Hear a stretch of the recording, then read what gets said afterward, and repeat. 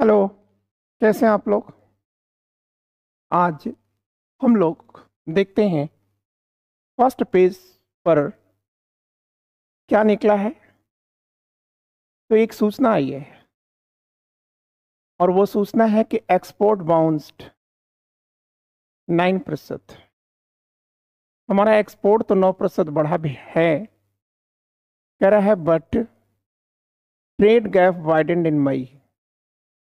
लेकिन मई के महीने में ट्रेड में एक बड़ा गैप हो रहा है। क्यों? तो इसी पर ये पूरा आर्टिकल है और इस पर लिख रहा है कि इंडियाज गुड्स एक्सपोर्ट ग्रू 9.1%। जो एक्सपोर्ट है हमारा वो 9.1% की दर से ये बढ़ा है और इस प्रकार से हमने 38.3 बिलियन डॉलर ये प्राप्त किया है। कह रहा है वाइल इंपोर्ट्स रोज, लेकिन इंपोर्ट भी बढ़ा है। तो इंपोर्ट कितना बढ़ा है? 7.7% की दर से बढ़ा है। और उसका परिणाम क्या हुआ कि हमारा इंपोर्ट हो गया 61.91 बिलियन। ये कौन बता रहा है आपको? तो ये कह रहे हैं, ये बता रहे हैं कॉमर्स सेक्रेटरी सुनील वर्थवाल। कब बता रहे हैं? फ्राइडे को। क्लियर? तो अब कह रहा है, इन्होंने जोर देते हुए कहा है, फिर भी हमें आशावादी होना चाहिए कि इस वर्ष हमारी वृद्धि ठीक है। फिर ये कह रहे हैं even the textile sector recorded a healthy growth of nearly 10%। हमें आसानित होने के लिए ये क्यों कह रहे हैं? क्योंकि इनका कहना है कि जो हमारा टेक्सटाइल है, इंडस्ट्रीज, कपड़ा निर्माण क्षेत्र है, उसमें कह रहे हैं कि मई में 10% की वृद्धि हो रही है। ठीक है। और फिर ये भी कह रहे हैं कि आफ्टर सेवरल मंथ्स ऑफ स्लैगनेस, ठीक है, अनेकों महीनों में जो मंदी थी, ठीक है, उसकी तुलना में, मतलब आप एक चीज देख रहे हैं, हमारा एक्सपोर्ट कितने का हुआ? 38.13 बिलियन का हुआ। और हमने मंगाया कितना?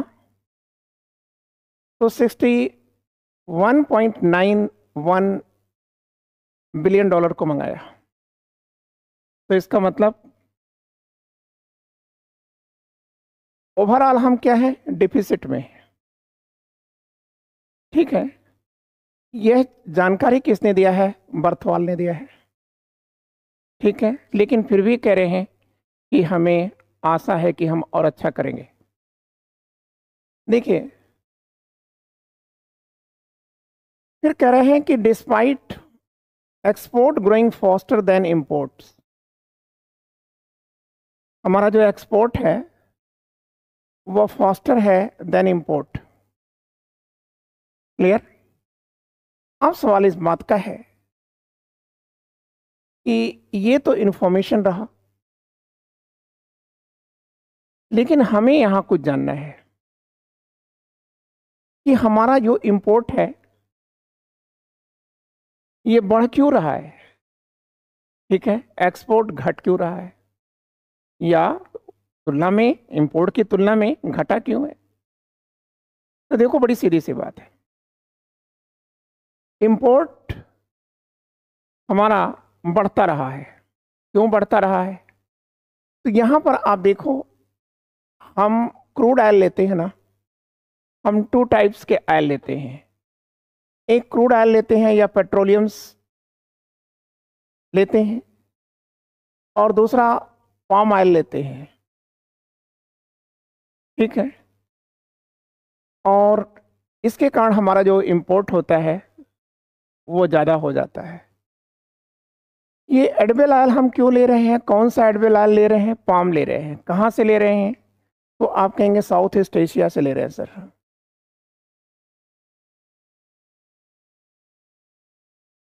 ईस्ट एशिया से ले रहे हैं, क्लियर। क्यों इतना हम ले क्यों रहे हैं? भारत तो एक एग्रीकल्चर प्रधान देश है, हम इसे यहाँ पर क्यों नहीं उत्पन्न कर पा रहे हैं या इसे क्यों मंगा रहे हैं? तो आप याद रखिएगा कि भारत में इस समय एक ट्रेंड डेवलप हो चुका है। वो ट्रेंड ये है कि लोग फास्ट फूड की तरफ बढ़ रहे हैं, क्लियर, और फास्ट फूड में ये पाम ऑयल का प्रयोग ज़्यादा होता है। इसलिए पिछले कुछ वर्षों में हमने मलेशिया या दक्षिण पूर्व एशियाई देशों से पाम ऑयल को बहुत मंगाया है, ठीक। और अब हमें करना क्या होगा, इसका सब्स्टिट्यूट हमें क्या डेवलप करना होगा? तो आप कहेंगे कि सर हमें इसका प्रोडक्शन करना होगा, ठीक है। जीएम मस्टर्ड के लिए हमारे प्रधानमंत्री जी ने बार बार दबाव डाला, ठीक है, नीति आयोग भी दबाव डाल रहा है, तो उधर हमको जाना पड़ेगा। फिर देखिए हमारा इंपोर्ट और कहाँ बढ़ जा रहा है, तो हमारा इंपोर्ट बढ़ता है डिफेंस में, ठीक है। क्यों डिफेंस में हम क्यों बढ़ा रहे? देखो डिफेंस में हमें बढ़ाने के पीछे हमारी मजबूरी है, क्या? क्योंकि हमारे दो पड़ोसी हैं, एक पड़ोसी है पाकिस्तान जो हमसे जीत नहीं पाता सीधे फील्ड में, तो टेररिस्ट एक्टिविटीज का प्रयोग करता है, परमाणु शक्ति संपन्न भी है, ठीक है। तो ये एक तरह से ये प्राकृतिक दुश्मन बनता चला जा रहा है पाकिस्तान। तो इससे निपटने के लिए भी हमारे पास हथियार चाहिए, हमें सेनाओं पर खर्च करना होगा, ठीक है, क्लियर। हर दिन सीमाएं डिस्टर्ब रहती हैं, कुछ लोग मारे जाते हैं, वो एक नेशनल लॉस हुआ। और इसके साथ साथ हमें क्षतिपूर्ति करनी होती है, हथियार लूटे जाते हैं, तमाम बातें होती हैं, और इसके कारण जो है हमारा उत्तर पश्चिम पर एक बड़ा लॉस हो रहा है पाकिस्तान के कारण। दूसरा हमारा एक बड़ा दुश्मन है चाइना, और इसकी जो नीतियां हैं वो विस्तारवादी हैं, और विस्तारवादी नीतियों के कारण हमारी जो सीमाएं हैं नॉर्थ ईस्ट की, ये भी इससे असुरक्षित हैं। तो जाहिर सी बात है कि हमें काउंटर पार्ट करना है पाकिस्तान और चीन को, तो हमें महंगे हथियारों को खरीदना पड़ेगा, क्लियर। हमें इसको भी सब्स्टिट्यूट करना होगा, इंपोर्ट को सब्स्टिट्यूट करना होगा, ठीक है, क्लियर। तो अगर हम इसे सब्स्टिट्यूट करेंगे तो इसका मतलब ये है कि हमारे लोगों को, हमारे वैज्ञानिकों को, हमारे अभियंताओं इंजीनियरों को, ठीक है, देश के अंदर ही अपनी सुरक्षा के जितने भी संसाधन हैं उसे विकसित करना होगा। इसके साथ लग्जरियस गुड्स हमारे देश में बहुत आती है, ठीक। यदि आज भी हम अगर देखें तो फ्रांस में भारत की वस्तुएं बहुत पाई जाएंगी, स्पेशली इलेक्ट्रिक मोटर्स बहुत पाई जाएंगी। लेकिन जो व्यापार संतुलन है ना, ये व्यापार संतुलन हमारे पक्ष में नहीं है, क्लियर। वो फ्रांस के पक्ष में जाता है। क्यों जा रहा है? क्योंकि हम फ्रांस से क्या ले लेते हैं, तो आप कहेंगे सर हम लग्जरियस गुड्स लेते हैं, ठीक है। और इस लग्जरियस गुड्स के कारण भी हमें, ठीक है, इंपोर्ट के लिए पैसे खर्च करना पड़ता है और हम ट्रेड डिफिसिट की स्थिति में आ जाते हैं। ठीक है। इसके साथ इलेक्ट्रॉनिक आइटम्स, ये जो इलेक्ट्रॉनिक आइटम्स है हमारे यहाँ, छोटी सी छोटी चीज़ें, बड़ी सी बड़ी चीज़ें, ये सारे इलेक्ट्रॉनिक आइटम्स हम देख रहे हैं, या आप भी देख रहे होंगे, महसूस भी करते होंगे कि ये सब चाइना से आ रहे हैं। क्या हम इसका सब्स्टिट्यूट डेवलप नहीं कर सकते? कर सकते हैं, लेकिन हम नहीं कर रहे। अब जहां तक सर्विस सेक्टर की बातें हैं, तो देखिए ये तो सदैव भारत के पक्ष में रहा है। हमारा जो स्किल्ड है ये विदेशों से में जाता रहा है, ठीक है, और सदैव ये लाभप्रद भारत को रखता रहा है, लाभ की स्थिति में रखता रहा है। लेकिन अब हमको एक चीज करना होगा कि हम इंपोर्ट सब्स्टिट्यूट कैसे कर सकते हैं, और क्या तरीका है हमें अपना इंपोर्ट डाउन करने के लिए। आजकल आप देख रहे हैं क्लीन एनर्जी की बातें चल रही हैं। क्लियर? धीरे धीरे जो पेट्रोलियम आउटपुट हैं उसको प्रचलन से बाहर किए जाने की हमारी इच्छाएं हैं, दुनिया की इच्छाएं हैं। तो इसका मतलब ये है कि हमें इसका विकल्प तलाशना होगा, और उसका विकल्प आ चुका है। ठीक है। अगर हम ऐसी टेक्नोलॉजी ला दें कि जब हम सोलर व्हीकल का विकास कर लें, जब हम इलेक्ट्रिसिटी के लिए सोलर पैनल का प्रयोग कर लें, सोलर पैनल का हम प्रयोग वाहनों में भी करें, इसके साथ साथ हम इलेक्ट्रिकल जो व्हीकल हैं ईवी, इसका प्रयोग करें, तो हम जाहिर सी बात है कि जो इंपोर्ट के लिए क्रूड ऑयल के इंपोर्ट पे पैसे ज़्यादा से ज़्यादा खर्च कर रहे हैं वो हमें नहीं करना पड़ेगा। क्लियर? लेकिन हम ऐसा कर नहीं पा रहे हैं। क्यों नहीं कर पा रहे हैं? क्योंकि हम चीन के सामने टिक नहीं पा रहे। और परिणाम क्या होगा कि चीन, अगर मान लीजिए कि हम ईवी इलेक्ट्रिक व्हीकल बनाना चाहते हैं, तो जाहिर सी बात है कि हमें लिथियम चाहिए। ठीक है, क्योंकि बैटरियों में लिथियम का ही प्रयोग होता है। लेकिन ये जो लिथियम है, इस पर चीन ने पहले से ही कब्जा कर रखा है। इसलिए हमें दुनिया में अगर कहीं भी लिथियम के रिसोर्सेज हैं तो हमें उसे पाने की कोशिश करना चाहिए। ठीक है। इसके बाद हमें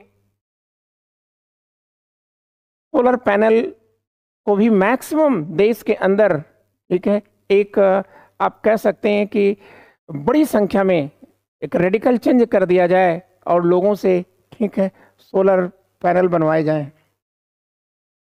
ठीक है।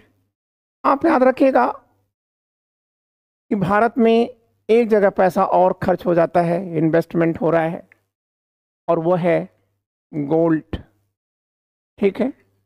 और गोल्ड में ये लोग इन्वेस्ट काफ़ी करते हैं, क्योंकि इंडिया का शायद ही ऐसा कोई घर हो, शायद ही कोई स्त्री हो जो गोल्ड को अपने पास न रखती हो। थोड़ा बहुत ही सही, लेकिन होगा ज़रूर। अब गोल्ड में इंडियंस अपनी सिक्योरिटी महसूस करते हैं। ठीक है, इसलिए गोल्ड में इन्वेस्ट करते हैं।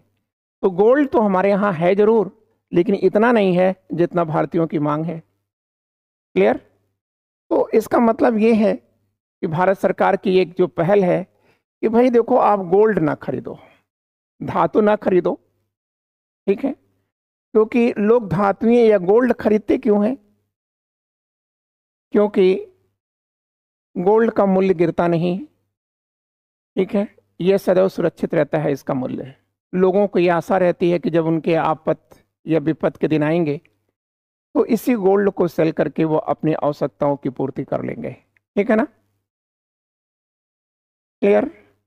तो भारत सरकार ने गोल्ड बॉन्ड लाया, लोगों को प्रोत्साहित कर रही है कि भाई आप गोल्ड बॉन्ड खरीदें, जितना आप पैसा लगाएंगे और जब आप चाहेंगे हम आपको उसी रेट पर देंगे, आपको वापस देंगे जो मार्केट में उस समय की जो मार्केट होगी उसमें गोल्ड की कास्ट होगी। ठीक है, लेकिन फिर भी अभी अवेयरनेस या जागरूकता फैलाना शेष है। इसके साथ साथ हमें एक चीज और याद रखना है, हम बहुत फर्टिलाइजर्स लेते हैं, विदेशों से फर्टिलाइजर्स लेते हैं, पोटास इत्यादि सब हम ये जर्मनी से मंगाते हैं या अन्य देशों से मंगा रहे हैं। हमें इस पर आत्मनिर्भर होना होगा। और हम जानते हैं कि भारत में, ठीक है, गोधन पशुधन, ठीक है, मतलब आप कह सकते हैं कि हमारे पास, ठीक है, मैन्यूर्स हैं और हम इस मैन्यूर का अपने खेतों में प्रयोग करें। और बहुत अच्छा लगा था, बहुत ऊंची बात किया था, ठीक है,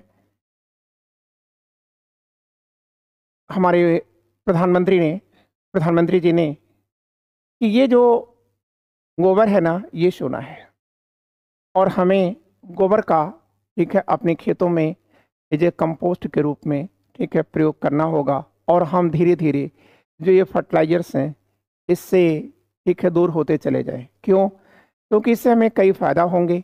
एक तो हम रियल में सही आउटपुट पालेंगे, दूसरी चीज हमारे विदेशों में जो मुद्राएं जा रही हैं वो मुद्राएं भी, ठीक है, रुक जाएंगी। ठीक है, इस प्रकार से ये पोर्शन हमने आपके बीच में खत्म कर दिया है। आगे चलते हैं। अगला जो पॉइंट है वो बांग्लादेश से जुड़ी हुई है और इसमें कहा गया है राइजिंग सी स्वाम्स बांग्लादेश। ठीक है, millions will force to flee. ठीक है, फिर से ध्यान दीजिए आप, यह जो आर्टिकल है वो जो दुनिया में क्लाइमेटिक चेंज हो रहा है उस पर लिखा गया है कि क्लाइमेट चेंज का क्या प्रभाव पड़ रहा है। तो कह रहा है कि बांग्लादेश में जो सी है ना, बंगाल की खाड़ी है ना या बंगाल सागर है, कह रहा है कि इसका जो उभार है, राइजिंग है, ये लगातार बढ़ रहा है। और उसके कारण क्या हो रहा है, बांग्लादेश के समुद्री किनारे ये दलदल में बदल रहे हैं। क्लियर। फिर कह रहा है कि millions will be force to flee, और लाखों लोग, ठीक है, विवश हो रहे हैं, ठीक है, अपने मूल स्थान को छोड़ने के लिए। ठीक है, अब इसमें एक कहानी बताई गई है, ठीक है, एक सत्य घटना बताई गई है। और वो कह रहा है कि आफ्टर साइक्लोन गेल्स, गेल्स एक साइक्लोन है, और कह रहा है साइक्लोन ने क्या किया, tore down his home in 2007। Bangladesh fisherman Abdul Aziz packed up what was left to his belonging and moved about half kilometer inland further away from storm surge waves। ठीक है, देखो इसमें एक बंदा है और वो बंदा है अब्दुल अजीज। ये अब्दुल अजीज के बारे में लिखा गया है कि जब गेल साइक्लोन आया तो गेल साइक्लोन ने क्या किया कि अब्दुल अजीज जिस स्थान पर रहता था समुद्र के किनारे, उसे छोड़ने के लिए उसे विवश होना पड़ा और कोई किलोमीटर दूर, 1 किलोमीटर दूर, ठीक है, उसे पीछे जाना पड़ा। और आज कह रहा है वो कि आज वो जिस स्थान पर रहता था उस पर क्या है, वाटर है, और उसके आगे जो है वो दलदल होता जा रहा है। ठीक है, और फिर कह रहा है कि ये जो सी है ना ये लगातार राइज कर रहा है। क्लियर। अब ये बातें इसने ये कहा है, लेकिन ये भी है इसके अंदर, ये नीचे उन्होंने लिखा है, लेकिन ये दुनिया में अलग अलग क्षेत्रों में अलग अलग हो रहा है। तो यहाँ पर इन्होंने लिख रखा है, ठीक है, कि sea levels are not rising at the same rate around the world. लेकिन कह रहा है कि जो चीज़ बांग्लादेश में हो रही है वही चीज़ पूरी दुनिया में नहीं हो रही है। मतलब जो सी है उसका जो लेवल है, वो जो रेज कर रहा है वो पूरी दुनिया में समान रूप से रेज नहीं कर रहा है। ये कोई मतलब नहीं है। ठीक है, क्यों नहीं होता है? तो फिर इन्होंने ही लिख रखा है कि due to the chiefly earth uneven gravity field and variation in ocean dynamics। तो पूरी दुनिया में जो घटना बांग्लादेश के तट पर हो रही है वो पूरी दुनिया में अन्य देशों में नहीं हो रही है। ठीक है, तो इसके पीछे रीजन दो हैं। एक रीजन ये है कि अर्थ की ग्रेविटी क्या है, में कौन सा ग्रेविटी फोर्स काम कर रहा है, किस इंटेंसिटी का कार्य कर रहा है, और फिर कह रहा है कि ओशन डायनेमिक्स क्या है। ठीक है, ओशन डायनेमिक्स का क्या मतलब है? ग्रेविटी तो आप समझ ही रहे हो कि भाई जहाँ पर मैक्सिमम ग्रेविटी आएगी वहाँ पर कुछ समुद्रों के तल में कुछ और अंतर पाए जाएंगे, जहाँ पर लो होगा वहाँ कुछ और होगा। फिर कह रहा है कि ओशन डायनेमिक्स क्या है। ठीक है, तो देखो, ocean dynamics refer to the study of how ocean waters move and interact with the atmosphere, land and other bodies of water। ठीक है, देखो ओशन डायनेमिक्स का कहना है कि किस प्रकार से समुद्र के तल या एटमॉस्फेयर, या और आसान समझो एटमॉस्फेयर समुद्र के पानी से, मतलब समुद्र के तल से या पानी से टकराने के बाद, मिट्टी से जुड़ने के बाद, ठीक है, कैसा उसमें परिवर्तन लाता है, इसी को ओशन डायनेमिक्स से कहा जाता है। ठीक है, कह रहा है कि अब ये कह रहा है कि जो समुद्र की जो करंट्स होती है ना, वो कई बातों पर निर्भर करती है। ठीक है, ओशनिक डायनेमिक्स के कारण कई बातें होती हैं। एक होता है वेव्स, ज्वार भाटा, influence of these movements of climate and marine ecosystems। ठीक है, क्लियर। फिर कह रहा है ocean currents are directed by various forces. Ocean current जो है वो अनेक शक्तियों से संचालित होती है। उसमें कह रहा है इंक्लूडिंग विंड, हवाएं जो होती हैं ना, वो समुद्र की जो ऊपरी लेयर है ना, लेवल है ना, उसको प्रभावित करती हैं। जैसे आपसे अगर पूछा जाए जैसे में, तो आप कह सकते हो कि सर द कोरियालिस, जैसे में एग्जाम्पल के रूप में गल्फ स्ट्रीम, ठीक है, ये विंड द्वारा संचालित है। कुरेशियस की धाराएं, क्यूरोसियो की धाराएं, यह किससे है? यह विंड से इम्पैक्ट होती हैं। ठीक है, इक्वेटोरियल करंट, ये सभी क्या होती हैं? यह विंड द्वारा संचालित होती है। ठीक है, इसके साथ साथ और भी चीज़ें कह रहा है। कोरियालिस फोर्स भी इस पर इफेक्ट करता है, टेम्परेचर भी इफेक्ट करता है, और जो लवणता होती है, ठीक है, वो भी इसे प्रभावित करती है, और टाइड्स भी प्रभावित करता है। इसका मतलब ओशनिक डायनेमिक्स आप समझ गए ना। ओशनिक डायनेमिक्स का मतलब ये है, ठीक है, कि एटमॉस्फेयर, वाटर और पृथ्वी मतलब मिट्टी के साथ जब इन तीनों का जुड़ाव होता है तो उससे समुद्री लहरों में क्या परिवर्तन होता है, उसी को ओशनिक डायनेमिक्स कहा जाता है। ठीक है, और इसके लिए तमाम रीजन बताया गया है, विंड भी बताया गया है, ठीक है, और कोरियालिस फोर्स भी बताया गया है, टेम्परेचर भी बताया गया, और जो सैलिनिटी है जिसे लवणता आप हिंदी में कहते हैं, ठीक है, उसमें परिवर्तन के कारण भी, ठीक है, समुद्री लहरों में, ठीक है, या समुद्र की धाराओं में परिवर्तन होता है। ठीक है, आगे चलते हैं और इस पर क्वेश्चन करा देते हैं आपको। ये देखिए, कह रहा है कि सरफेस करंट्स, ये सरफेस करंट के बारे में क्या है? कहा दीज और primarily driven by wind. Surface current जो है, ठीक है, मुख्यतः हवाओं के द्वारा संचालित होती हैं, और ये कह रहा है कि ये अफेक्ट करती हैं upper layer of the ocean. ठीक है, समुद्र के ऊपरी सतह को प्रभावित करती हैं। फिर कह रहा है कि major surface currents include the Gulf Stream in North Atlantic. ठीक है, क्लियर ना? तो कह रहा है कि अभी हमने आपको बताया था कि जो गल्फ स्ट्रीम है नॉर्थ अटलांटिक सी में, वो भी क्या है, विंड द्वारा संचालित है। फिर हमने कहा ये जो कुरोशियो करंट है, ठीक है, जापान के तट पर बह रही है, ये भी इसी से प्रभावित हो रही है। फिर कह रहा है कि नॉर्थ पैसिफिक में जो कुरोशियो की धाराएं हैं वो भी इसी से प्रभावित हो रही है। फिर कह रहा है कि इक्वेटोरियल करंट भी इसी से प्रभावित होती है, ठीक है। लेकिन आप याद रखिएगा, समुद्र की जो तरंगे होती हैं, ठीक है, वो और किससे प्रभावित होती हैं? ह्यूमन इम्पैक्ट से भी प्रभावित होती हैं, ठीक है। मनुष्य क्या करता है, ठीक है, समुद्रों के किनारे तमाम, ठीक है, जैसे फिशिंग कर रहा है, तमाम प्रकार के, ठीक है, पोर्ट्स बना रहा है, ठीक है, क्लियर ना, और तमाम प्रकार के सैनिक अभ्यास कर रहा है, ठीक है, उससे भी समुद्री जो तरंगे होती हैं वो प्रभावित होती हैं। इसके साथ साथ टाइड्स भी, ठीक है, क्या कर रहा है, ये अपर लेयर ऑफ ओशन को प्रभावित करता है, ठीक है।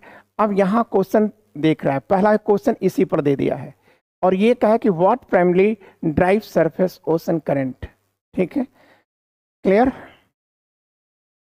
What primary drive surface ocean current, निम्नलिखित में कौन है जो ओशन करंट के ऊपरी सतह को प्रभावित करता है? तो इसका आंसर है विंड। हवाएं जो होती हैं वो समुद्र के ऊपरी जो लेयर होती है, ठीक है, उसको प्रभावित करती हैं।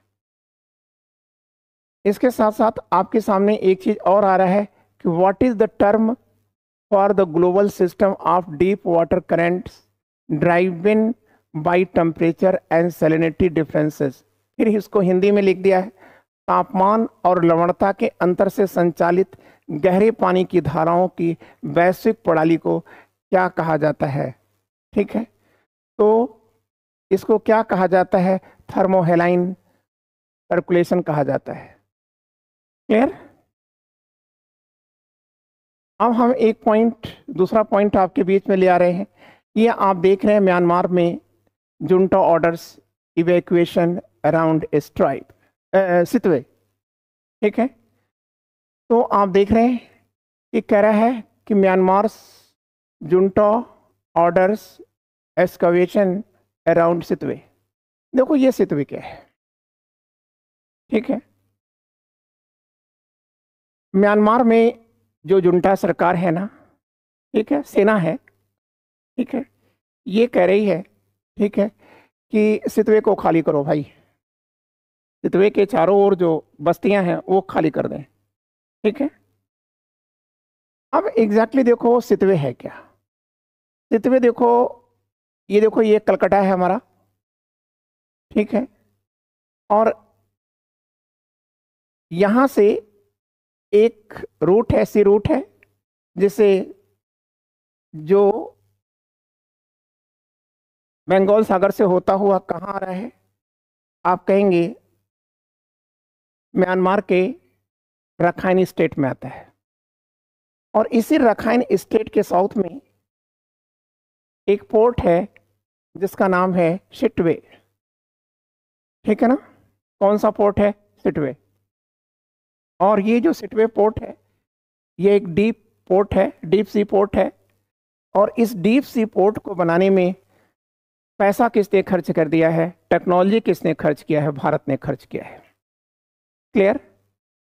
और आज भारत के लिए मुश्किल होता जा रहा है, और भारत इसे छोड़ना क्यों चाहेगा? क्योंकि भारत नॉर्थ ईस्ट में चिकन जो रूट है ना, वही एकमात्र है उसे मिजोरम तक, मणिपुर तक, ठीक है, पहुंचने के लिए। तो भारत चाहता है कि उसको एक और मार्ग मिल जाए, ठीक है, क्लियर, आपातकाल के लिए। तो भारत ने इस अपनी महत्वाकांक्षी योजना को, ठीक है, विकसित किया है। तो अब भारत को इससे फायदा क्या होगा कि भारत बड़े आसानी से, कलकत्ता से कोई बहुत दूर नहीं है, ठीक है, 550 किलोमीटर की दूरी है ये, तो यहाँ आ जाएगा। और यहाँ से एक रिवर आती है कालादान, ठीक है, और कालादान रिवर को पकड़ करके भी यह बर्मा में या म्यांमार में जा सकता है। इसके अतिरिक्त रोड का प्रयोग करते हुए ठीक है, वो पलेटवा और कलेटवा से होते हुए ये सीधे कहाँ आ जाएगा, तो आप कहोगे आइजल को आ जाएगा। ठीक है, मतलब आप कह सकते हैं मिजोरम में आ जाएगा, और मिजोरम से ही फिर वो त्रिपुरा इत्यादि के क्षेत्रों में बड़े आसानी के साथ, ठीक है, भारतीय लोग, फौजें, ठीक है, बड़े आसानी से आ सकते हैं। लेकिन ये जो सितवे पोर्ट है, इसके चारों ओर है क्या? इसके चारों ओर बच्चों कुछ गांव बसे हैं, कुछ क्या 15 गांव बसे हैं, जिसमें लगभग 2 लाख की पॉपुलेशन रहती है।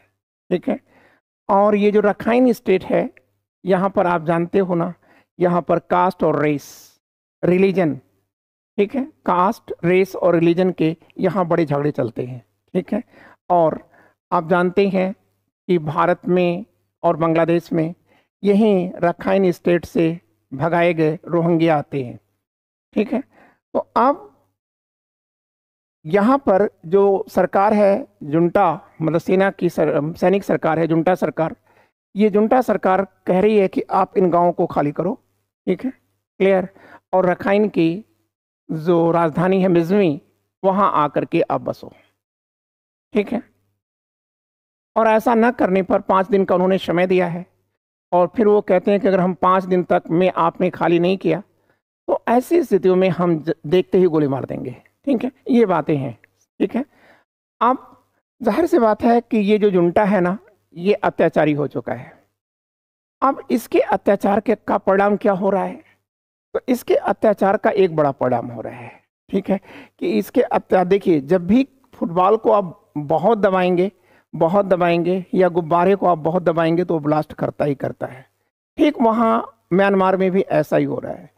जब जुंटा जो है, जो सैनिक शासन चला रही है, जो सेना है उसकी, ठीक है, जब उसके अत्याचार बहुत बढ़ गए तो वहाँ पर, ठीक है, एक ग्रुप बन गया, और वो है अराकान आर्मी। ठीक है, ये मिलिटेंट के रूप में आ गया, और ये अराकान आर्मी, ठीक है, ये जुंटा को चुनौती दे रहा है। ठीक है, और यही अराकान आर्मी है जो इंडिया को सपोर्ट कर रहा है। ठीक है, और फिर ऐसी स्थितियों में ये जो पूरा क्षेत्र है ना, वो अराकान और जुंटा के बीच संघर्ष का केंद्र बनता जा रहा है। ठीक है, भारत को कुछ आशाएं हैं किससे? अराकान आर्मी से।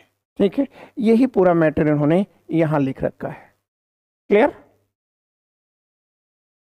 अब आप आगे चलो, ये देखो, एक ये सी दिखाया जा रहा है, क्लियर, और ये सी कौन सा है? तो आप कहोगे कि सर ये सी है, रेड सी, लाल सागर है ये, और इसमें एक शिप दिख रही है। ठीक है, और ये शिप है यूएसए की, और ऊपर लिखा हुआ US Navy face it most intense combat since Second World War for against Houthis, दूसरे विश्व युद्ध के बाद। ठीक है, यूएस की नेवी ने, ठीक है, पहली बार हौथीज जो मिलिटेंट हैं उनका सामना किया है। ठीक है, अब देखो इसकी कहानी है। देखो, यूएस की जो नेवी है वो एक दिन में नहीं बनी, किसी की भी नहीं बनी, लेकिन यूएस ने अपनी नेवी को, ठीक है, बहुत तैयारी कराया है, दशकों में उसे तैयार किया है। ठीक, क्यों तैयार किया है और किसके लिए तैयार किया था? तो ये कह रहा है, ठीक है, the US navy prepared for decades to potential fight for Soviet Union then later Russia and China. इनका ये कहना है कि सोवियत जो नेवी थी ना, है ना, उसको दशकों में बनाया गया है। इसके विरुद्ध कभी यूएसएसआर या सोवियत संघ के विरुद्ध बनाया गया था, फिर चाइना के लिए बनाया गया था, लेकिन 91 में जब सोवियत संघ टूट जाता है और रूस में बदलता है तो रूस के विरुद्ध बना रहा है।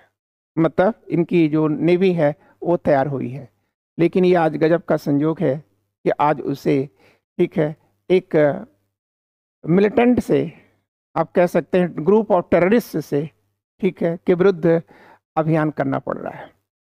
क्लियर? तो एग्जैक्टली आपको यहाँ पर कुछ चीज़ें जानना है, ठीक है, कि यूएस का एम क्या है और हौथीज का एम क्या है। अगर आप दोनों के एम को समझ जाएं तो आपको ये पूरा मैटर पढ़ना ही नहीं पड़ेगा। देखिए, पहले आप इनको जानिए। आप हुथीज ये कौन है? ठीक है, देखिए हुथीज यमन के नागरिक हैं, यमन के नागरिक हैं। और यमन अगर आपको देखना है तो आप मैप में देख सकते हैं यमन को। ये है यमन, ये सऊदी अरबिया है, ये यमन है, ये रेड सी है, ये इज़राइल है। ठीक है, क्लियर। और ये पैलेस्टीन का हिस्सा है, ये सीरिया है। ठीक है, क्लियर। तो आपने जब इतनी बातें जान ली तो आप याद रखेंगे जो हौथी हैं वो कहाँ कहाँ से हैं? यमन से हैं। क्लियर। और यह एक वहाँ पर कह सकते हैं आप फिरका, ठीक है जैदी। और ये लोग जैदी समुदाय से आते हैं। और ये जैदी जो लोग होते हैं ये कौन लोग होते हैं? तो आप कहोगे कि सर ये जो जैदी लोग होते हैं ना, ये जैदी लोग बेसिकली ये शिया मुसलमान होते हैं। अब आपको शायद समझने में देरी न लगे कि जब ये शिया मुसलमान हैं तो इनको समर्थन कौन कर रहा है? यही जहां पर, ठीक है, मतलब आप कह सकते हैं कि ईरान, ईरान इनको समर्थन कर रहा है। ठीक है, संजोग से, ठीक है, हम लोग यहीं पर है। ठीक है, तो यहां पर आप देख रहे हैं कि यमन में कौन रहता है? हौथी रहते हैं। और हौथी लोग जैदी समुदाय से हैं। ठीक है, और ये लोग किस में आते हैं? ठीक है, तो आप कहेंगे शिया मुसलमान है। शिया मुसलमान है तो जाहिर सी बात है एक शिया कंट्री है ईरान, तो ईरान इनको हर तरीके से सहयोग करता है। ठीक है, आप याद रखिएगा कि पहले हौथी लोग राइफल से लड़ते थे। ठीक है, इनके पास कुछ पिकअप ट्रकें हुआ करती थी। लेकिन आज ये हौथी लोग, ठीक है, अमेरिका जैसे राष्ट्र को चुनौती देने वाले ड्रोन से लड़ रहे हैं, मिसाइल से लड़ रहे हैं। और प्रतिदिन नवंबर से लेकर अब तक, ठीक है, नवंबर से लेकर अब तक इन्होंने प्रतिदिन कम से कम 50 शिप पर, ठीक है, मिसाइलें दागी हैं। ठीक, और इसके पीछे कौन है? तो आपने कहा ईरान है। क्लियर। अब भाई हौथी चाहते क्या है? ठीक है, आखिर आप कुछ तो चाहते हो। तो इनका एक है कि जो इजराइल और पैलेस्टाइन के बीच या फिलिस्तीन के बीच जो वॉर चल रहे हैं, ये वॉर को आप रोक दो। एक बात तो इनका ये कहना है। ठीक है, इस वॉर को रोको। और सेकंड चीज इनका ये कहना है सर, ठीक है, कि जो गाजा पट्टी है ना, इससे इजराइल की फौजें वापस हो जाएं। ठीक है, क्लियर। ये इनका उद्देश्य है। मतलब ये फिलिस्तीन को क्या चाहते हैं? ठीक है, उसको पुरातन अवस्था में लाना चाहते हैं।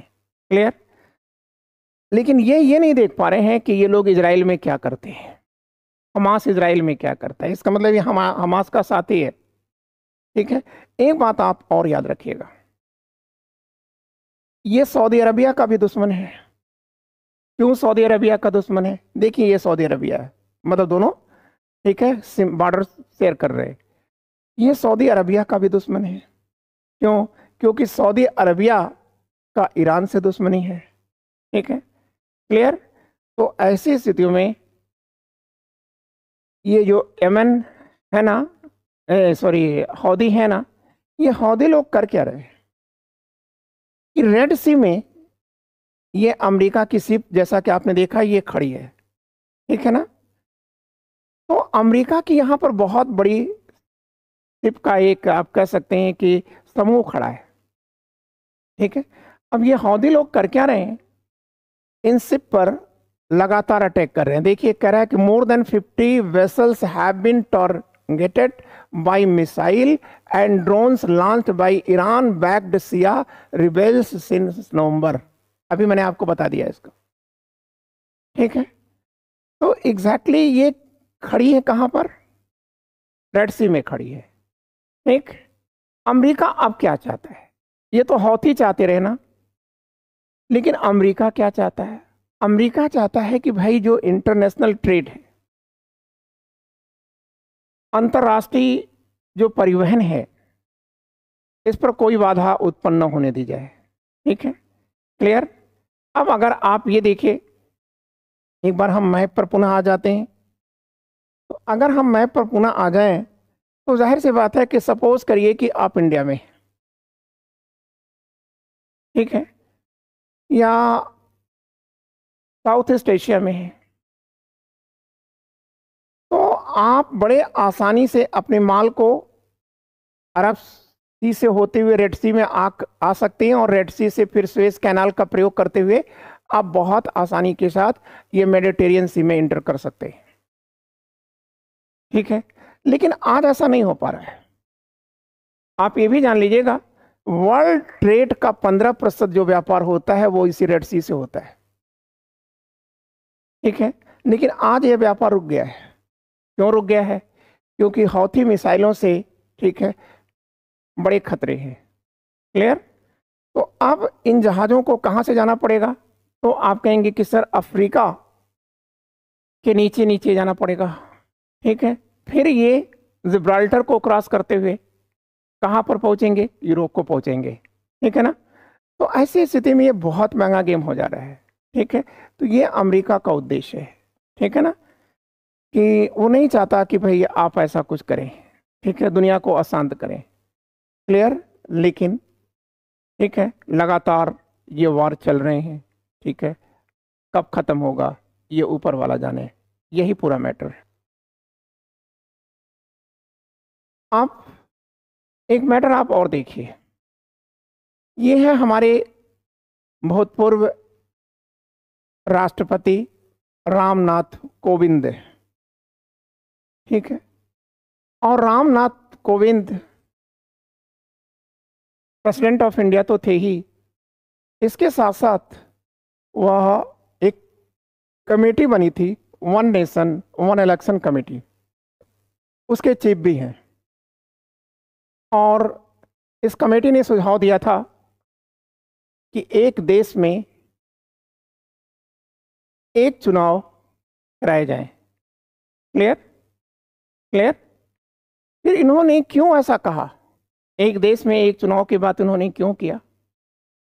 क्योंकि उनका ये कहना है, इस कमेटी की रिपोर्ट ये कह रही है, क्या कह रही है? इस कमेटी की रिपोर्ट ये कह रही है कि अगर हम बार बार चुनाव कराते ही रहते हैं, भाई सेंट्रल का भी जनरल जो इलेक्शन समाप्त हुआ है, तो फिर अभी स्टेट का इलेक्शन आ गया, तो इसका मतलब पार्टियां जो होती हैं वह इलेक्शन में ही लगी रहती हैं, विकास के कार्यों में नहीं लगी रहती हैं, ठीक है। इसलिए अगर हम एक देश और एक इलेक्शन कर दें तो एक बार इलेक्शन हो जाएगा, फिर 5 साल तक पार्टियां क्या करेंगी? विकास का कार्य करती रहेंगी, ठीक है। क्लियर ना? देखिए, और यह जो रिपोर्ट है, ये रिपोर्ट कह रहा है कि law minister plans to place report on similarnesses polls before cabinet at the earliest, ठीक है। कि जो लॉ मिनिस्ट्री है वो प्लान कर रही है कि जो केंद्र है और जो राज्य हैं उनके जो इलेक्शन हैं वो एक साथ हों, और वो जल्दी जो 100 डेज का एजेंडा रखा है कैबिनेट में, 100 डेज का जो एजेंडा रखा गया है उसमें रखने जा रहा है। कौन? लॉ मिनिस्टर्स ये योजना बना रहा है। तो सुनने में तो आपको बहुत अच्छा लगा होगा, ठीक है, कि रामनाथ कोविंद जी ये रिपोर्ट बहुत अच्छी लगी, ठीक, कि भाई एक देश हो और एक चुनाव हो, एक बार चुनाव सबका हो जाए, ठीक है। वह चुनाव किसका हो? तो आप कहेंगे कि सर उसमें लोकसभा का भी इलेक्शन हो जाए, ठीक है, उसमें स्टेट असेंबली का भी चुनाव हो जाए, उसमें पंचायतों का भी एक साथ इलेक्शन हो जाए, ठीक है, अच्छी बात आप कह रहे हो, ठीक है। फिर लोग चुनाव चुनाव की बातें नहीं करेंगे, लोग विकास का काम करेंगे। सुनने में ही अच्छा लगता है, लेकिन व्यवहार में ऐसा नहीं हो सकता। क्यों? क्योंकि भारत में जो संवैधानिक व्यवस्था उसमें ऐसा है नहीं, ठीक है। क्यों? क्योंकि भारत में सरकार चलाएगा कौन? तो आप कहेंगे जिसका लोकसभा या विधानसभा में बहुमत हो, ठीक है। तो और बीच बीच में सरकारें गिरती भी रहती हैं, तब फिर आप क्या करोगे? ठीक है, जैसे एक एग्जाम्पल के लिए, ठीक है, ऐसा ना करे ईश्वर, लेकिन मान लो अभी हमारी सेंट्रल की गवर्नमेंट बनी है, ये मेजॉरिटी की गवर्नमेंट तो है नहीं, ठीक है, कोलिशन गवर्नमेंट है, और ये कोलिशन गवर्नमेंट में क्या भरोसा है कि कब तक ये चले। तो जैसे ही इनके पार्टनर्स अपना समर्थन ले लेंगे तो अल्पमत में आ जाएगी। अब दो रास्ते हो सकते हैं, एक रास्ता तो ये होगा कि भाई आपके कुछ लोग, आप अन्य लोगों का सहयोग लेकर के सरकार पुनः बनाएं, या आपका जो दूसरा विरोधी पक्ष है वो अपनी सरकार बनाए, और यदि वो भी नहीं हो पाता तो तीसरी बात तो होनी ही होनी है, पुनः आम इलेक्शन मतलब चुनाव होगा ही होगा ना, ठीक है, जनरल इलेक्शन में आपको पुनः जाना पड़ेगा और जनता का आपको समर्थन पाना होगा, ठीक है। तो ऐसी स्थिति में ये कहना, ठीक है, आसान है, लेकिन इसे व्यवहार में नहीं लाया जा सकता। और अगर आप इसे कानूनी रूप से लाना भी चाहते हो, ठीक है, कि हमारे प्राइम मिनिस्टर ने कहा था कि हमारी जो यूनियन कैबिनेट है उसमें जो 10 डेज का एजेंडा था, उस 100 डेज का जो एजेंडा है उसमें ये बातें कही गई, ठीक है ना।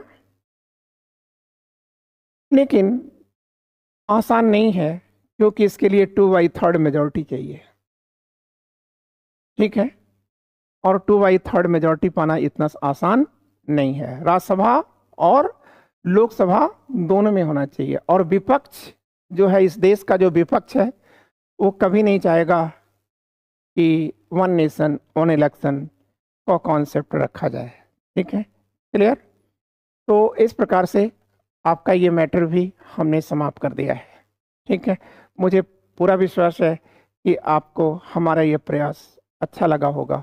Thank you, good day.